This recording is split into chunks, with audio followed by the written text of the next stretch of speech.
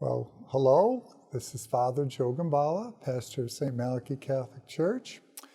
We're continuing with our online series on Catholic education, and we're going to begin a series on the parables.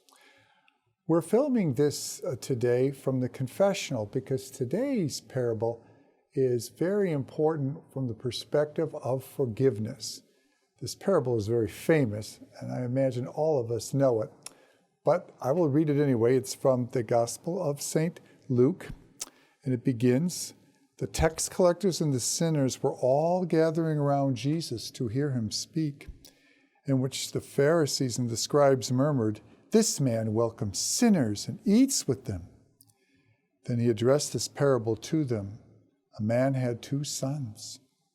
The younger of them said to his father, 'Father, give me the share of the estate that's coming to me.' So the father divided up the property. Some days later, this younger son collected all his belongings and went off to a distant land where he squandered his money on desolate living. And after he had spent everything, a great famine broke out in the country and he was in dire need. So he attached himself to one of the property class of the place, who sent him to his farm to take care of the pigs. Oh, the man longed to fill his belly with the husks that were fodder for the pigs, but no one made a move to give him anything. Coming to his senses, he said, 'How many hired hands at my father's place have more than enough to eat, while I am here starving? I will break away, return to my father and say to him, Father, I have sinned against God and against you. I no longer deserve to be called your son. Treat me like one of your hired hands.' And with that, he set out for his father's home. While he was still a long way off, his father caught sight of him and was deeply moved. He ran out to meet him, threw his arms around his neck, and kissed him. The son said to him, 'Father, I have sinned against God and against you. I no longer deserve to be called your son.' The father then said to his servants, 'Quick, bring out the finest robe and put it upon him. Put a ring on his finger and shoes on his feet. Take the fatted calf and kill it. Let us eat and celebrate, because the son of mine was dead and has come back to life. He was lost and is found. Let the celebration begin.' Meanwhile, the elder son was out on the land. He neared the house on his way home. He heard the sound of the music and the dancing, and he called one of the servants and asked him the reason for the dancing and the music. The servant answered, 'Your brother is home. Your father has killed the fatted calf because he has him back in good health.' The son grew angry at this and would not go in. But his father came out and began to plead with him. He said in reply to his father, 'For years now I have slaved for you. I never disobeyed one of your orders, yet you never gave me so much as a kid goat to celebrate with my friends. Then when this son of yours returns after having gone through your property with loose women, you kill the fatted calf for him.' 'My son,' replied the father, 'you are with me always, and everything I have is yours. But we have to celebrate and rejoice. This brother of yours was dead and has come back to life. He was lost, but now is found.' The Gospel of the Lord.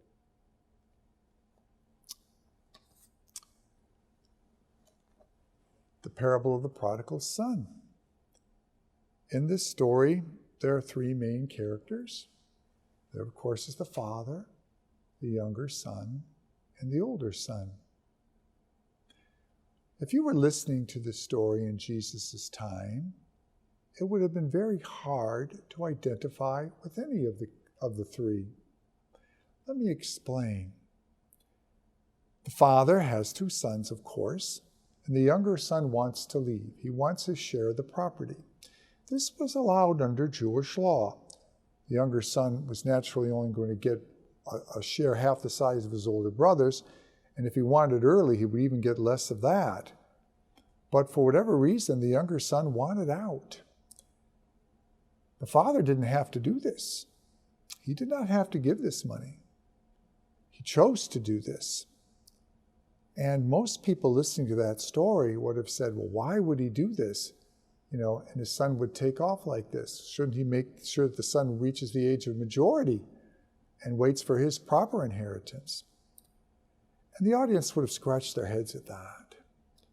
And then the younger son leaving and going to a foreign land. Well, Jewish people traveled a lot. There were merchants all over the Roman Empire and beyond, so that part they would have understood. But the hard part would have been when that famine came and this poor younger son was broke, and he was hired by a farmer to take care of the pigs. Pigs were dirty animals and very unclean in Jewish law, and a Jewish person would not be seen with a pig at all under any circumstances. I guess it just shows how bad off this younger son was. Now, people often hear this story and say, well, the younger son is seeking forgiveness. That's true, he did. But look at his situation and look how Jesus describes him. Coming to his senses, Jesus says. He realized that there's plenty of food at home and the servants weren't starving. So he would go home and take responsibility and beg forgiveness and just ask to be treated like a servant. Better to eat some humble pie, as they say, and live as opposed to starving to death in a foreign land.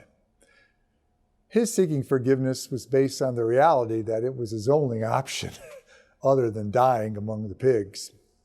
So he begins to go home. And the father, seeing his son come back, rejoices because he probably didn't think he'd ever see this son again. We'll probably never know the reason why the younger son left in the first place or why the father let him go.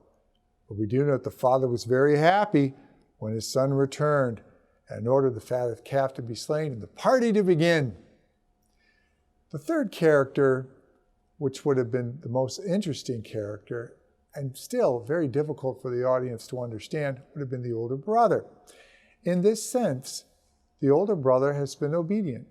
The older brother has done what his father has told him to do. He's been loyal. He's been faithful. He has not been rewarded with a party, not even a small one compared to the one that his younger brother is getting now. So he is resentful of this. He's having great difficulty in accepting the forgiveness that his father has given.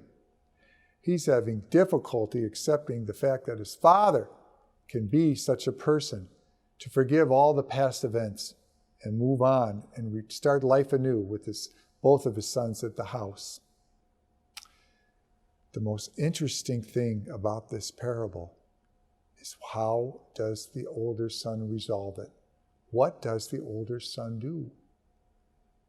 Jesus doesn't tell us. He doesn't tell us at all. Because every one of us has to reach that decision, don't we? Every one of us has to reach the decision in our lives is, how do we accept God's forgiveness? Do we accept it and allow it to transform our lives? Or do we accept it, but then say to ourselves, I'll never forget? Do we accept it, but at the same token hold a grudge? Jesus doesn't say it because every single person who is faced with someone else being forgiven has to think about, one, is there anything they need to be forgiven about? And if not, are they able to accept the forgiveness of others? You see, Jesus forgives every person who sincerely asks for that forgiveness. That's why I'm coming to you from the confessional. Because when we come to the sacrament of penance and we seek God's forgiveness, that forgiveness is given. That forgiveness is absolute. That forgiveness is total.